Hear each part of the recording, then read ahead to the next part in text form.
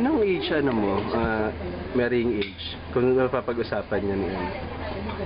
Honestly, 30, 31. You are what? I'm 26. She is? Turning 27 this year. 26 na si Gretchen. Kasi sinabi ko dati, idol na idol ko talaga si Kuya Lou.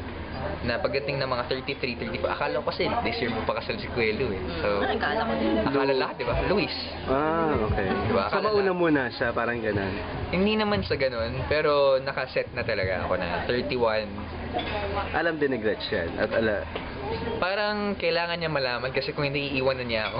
Parang ganun. Ganun yung mga girls, di ba? May mga pressure sa ovaries Oo, nila. oo. Are you the type na pag may sinet yun yung naku-follow? Hindi rin eh.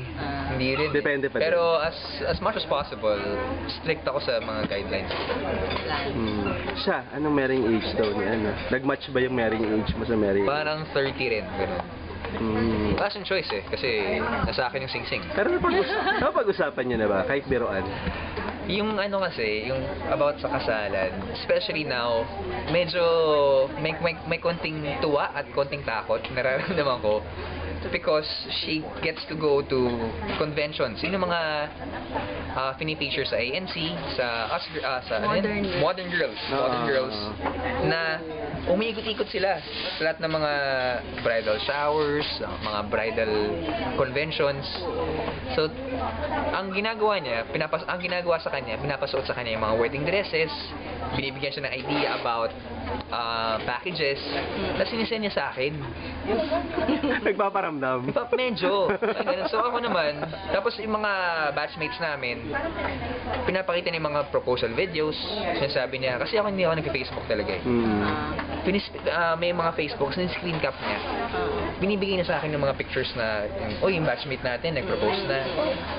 May mga ganun pa rin, minsan na, replyan ko ba to? Pressure ka ba sa ganun? Medyo nakaka-pressure ngayon kasi hindi pa ako handa. Not because of yung loob medyo panatag na eh. Pero kasi gusto ko pag nag-set na ako ng sarili kong family, handa na lahat para sa pamilya ko. Hindi ko na kailangan problemahin ang financial stuff para kasi kadalasan ng problema, 'di ba, walang makain, sino magbabayad sa ganyan. Ayoko nang pagdaanan, gusto ko na i-avoid. At alam ni Gretchen. At alam niya yung priorities ko talaga. Okay.